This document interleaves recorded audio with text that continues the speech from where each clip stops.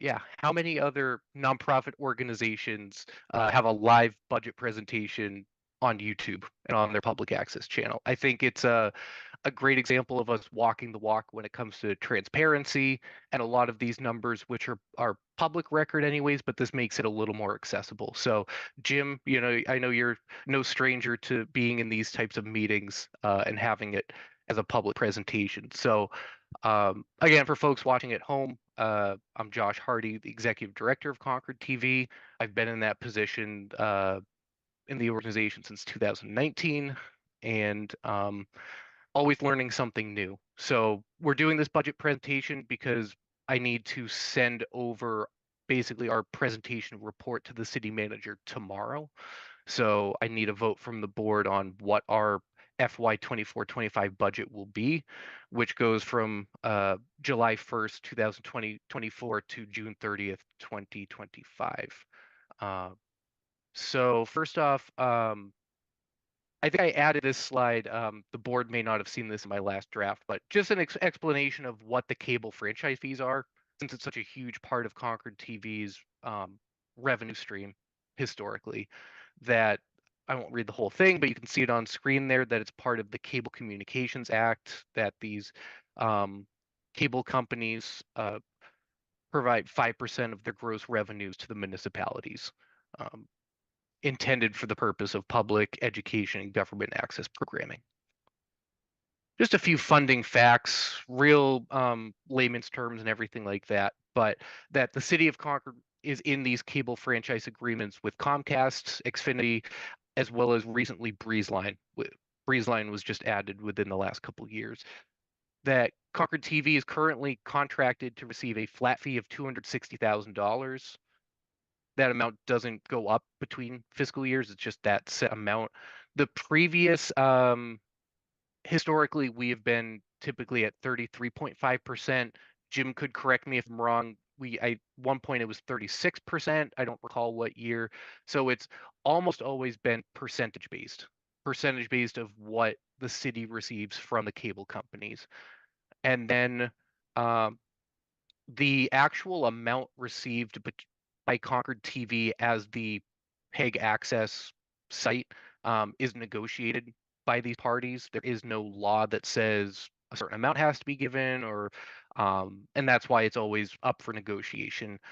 And we do see that other access centers receive 100% of what the municipality um, provides. We've seen that some receive as little as 25%. So it really is up to each municipality and how they negotiate that. Just showing some industry funding trends. This is what made it into my presentation, but there is some other interesting data from 2020 that the New Hampshire Coalition for Community Media had also put together. This one I thought was really, really eye-opening in terms of projections and trends looking into 2030, which of course projecting that far ahead um, is difficult, but this is sort of their best estimate of looking at the cable revenues versus the expenses. You can see the expenses go up every year. We're seeing for ourselves, and we'll see in slides coming up here that is really most cases due to just expenses going up. That's without even growing as an organization, that you have to pay your staff more, business insurance costs more, health insurance costs more, equipment tends to cost more, supplies, right? Um, that if your revenues are flat, they're not keeping up, especially with inflation over the last 4 years or so. So that's not a great thing to see if you're seeing your expenses outpacing your cable franchise revenues. It's not a great sign. Uh, Again, for transparency, just wanted to kind of show our available funds in terms of what we have for operational revenues. The equipment reserve fund is something that can be a confusing topic for folks, but it is a specific grant we receive from Comcast that passes through the city of Concord. It literally just comes to the city and they pass it on to Concord TV, but it's for specifically production equipment for assets. I can't use it for payroll. I can't use it for operational expenses. Um, But the operational cash where we're looking at our checking account, money market account, our CD, that is, we can use that for running the organization, running the nonprofit. Okay. The board has any questions, feel free to jump in, especially questions if you think for the public side, for clarification. I look back towards 2016 to look at trends between our franchise fee revenues versus Concord TV's specific payroll expenses. And you'll see towards the end of that chart, maybe the last 4 years, a very similar trend as what I showed you with the Vermont Access, which is flat revenues with incremental increases in your expenses.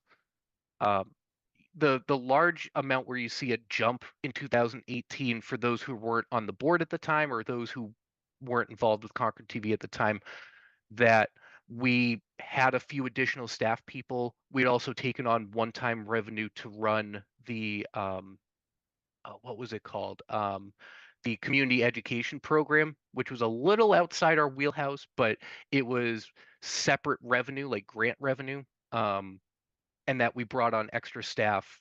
And then after 2018, we lost a few staff members and just didn't replace those positions. Hence the dip back kind of down to what I would consider a normal level in the 200,000 range. And we have retained our staff. We haven't really added any significant. We're roughly 4 full-time equivalent staff members, 3 full-time with other part-time. So what you're seeing in payroll increases is just as you increase your, pay competitive wages for your staff.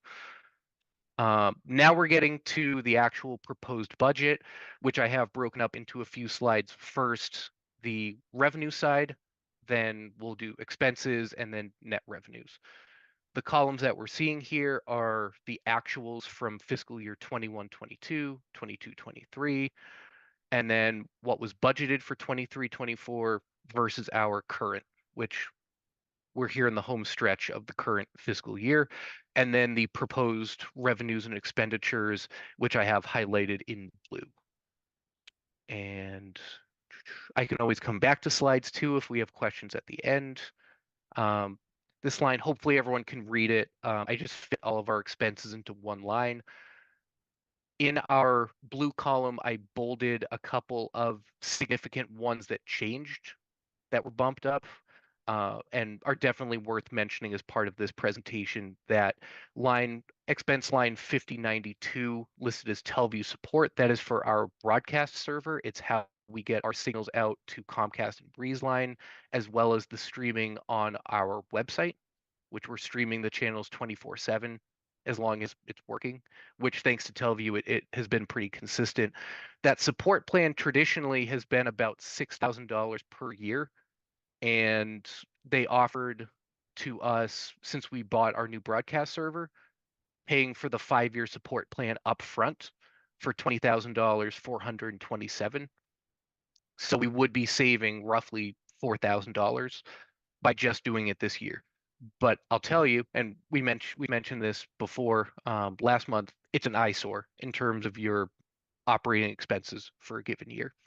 It would be terrific if we could use something like the Comcast equipment grant for that, but that is not part of the actual tangible asset, right? So obviously payroll expenses, we're looking at that going up.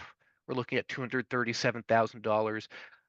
What the board had helped determine, and we did a deep dive into the numbers, and thank you, Rob, for your previous feedback, that our $218,000 payroll estimate didn't factor in a couple of pay increases, and so we are on pace to go over 218,000.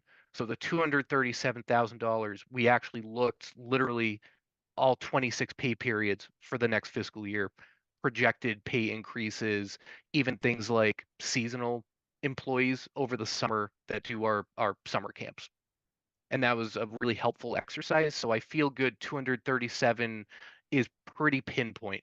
And the challenge for us will be if we look to add other initiatives or programs, that we either look to do it with our salary staff or we look at maybe there's some program we do that isn't as effective, that we shift priorities without adding payroll hours. I hope that makes sense, that we kind of stick with our current payroll hours as planned, that I wouldn't be adding anything significant. And unless we lost a staff person, I wouldn't be planning on adding anyone next year.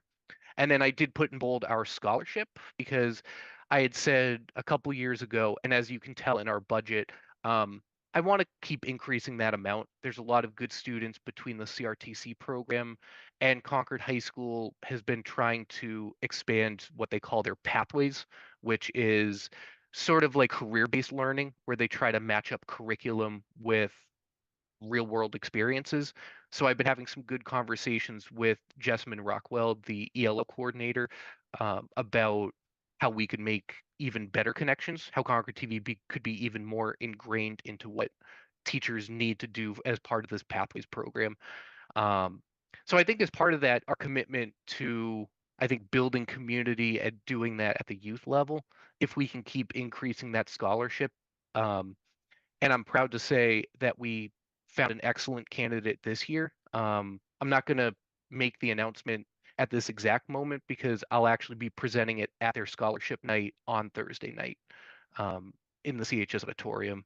That we have one recipient of a $2,000 scholarship, and Steve reviewed the candidates with me, and don't want to speak for you, Steve, but I was really happy with how well-rounded, how communications related the student is, in terms of pursuing a career, um, at a 4-year degree in communications.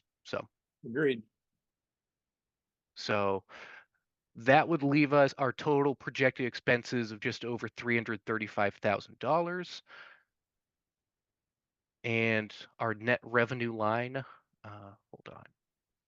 My view was being blocked there for a second. So it could be a little, I could have maybe shown the numbers here a little bit better, but the net revenue with your revenues or your expenses comes to just over $8,100,000. But you have to subtract, because we have to pull that Comcast grant reserve funding. So it's kind of a tease, because we put it in our revenues but have to subtract it out of operating and put it to that separate reserve account. To supplement the losses, you do the math of 8,000 minus $52,500, puts us in the hole quite a bit in terms of our net revenue.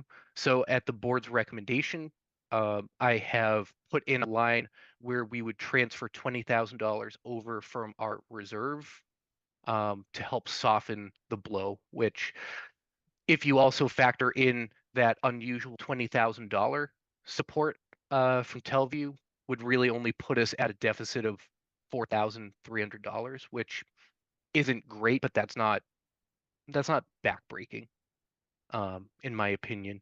The operating reserves would be coming from what currently is that CD that that matures at the end of June. So we would just transfer that into our pool of operating funds. Any questions on that final number? Any thoughts or questions on that? Okay. Sorry if I'm boring you guys, but Doing well.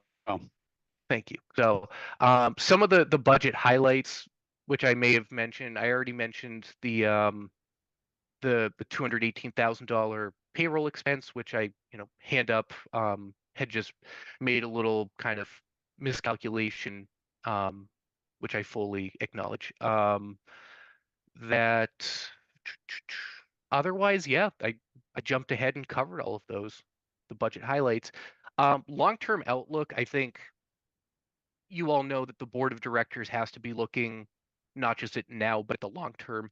And something that didn't make it into my presentation was that the city put out their preliminary budget, which shows a pretty significant drop in the cable franchise revenues, which really would be due to what we call cord cutting, less cable customers, that the cable franchise fees don't cover internet revenues, they don't cover streaming revenues. It's only for cable television, right? So a pretty significant decline. But I should stick with my notes here and go in order. So increasing expenses, specifically payroll, that is an immediate challenge for the organization because you would have to envision our payroll goes up 5% next year, 5% the year after, right? That number isn't just going to stay level unless something unpredictable happens. That As I mentioned before, there's been no significant changes to our total payroll hours dating back to that bump we had in 2018. So really 2019, we actually saw 2020 was a little bit kind of a break, in the fact that we kept employing our regular staff, but there weren't like in-person events to cover. So there was kind of a little bit of a payroll break in that sense in 2020, that the move to remote required a few less payroll hours. But other than that, we really haven't drastically added any positions over that recent time period. Um, that the board's recommendation of moving reserve funds in as a stopgap are helpful, but not a long-term solution. That we would really look towards the City of Concord and the Concord School District, both of whom have been terrific partners of ours. I think we have a great relationship with both City Manager Espel and Superintendent Murphy. But we would really ask them to consider increased funding for Concord TV, if not for this fiscal year, then certainly for fiscal year 25-26 to ensure that there are no reductions in services. Everything we do has an expense to it, whether it's the equipment, whether it's the value of the production spaces that we have, and certainly for having professional videography staff, covering the things that we do. So something that's common sense to me and I think has been shot down in other environments, but bear with me here, that there are other states like Massachusetts, like Vermont, and there's actually some states across the country already that have actually implemented this, but state law to include your internet streaming revenues into the cable franchise fee system. Essentially, in fact, in Massachusetts, I think it's called the modernization um, cable access bill, which is essentially it's the same purpose, it holds the same role. um, People are streaming the city council meetings, maybe not watching on cable, although they definitely still watch on cable. The technology changes, but really the purpose of our existence for the past 25 years hasn't changed. Um, so it's definitely a pipe dream, and I do not have any experience in the legislative side. And um, certainly, you're talking about organizations with a lot of lobbying that in Massachusetts there's been a lot of pushback. In Vermont there's been a lot of pushback.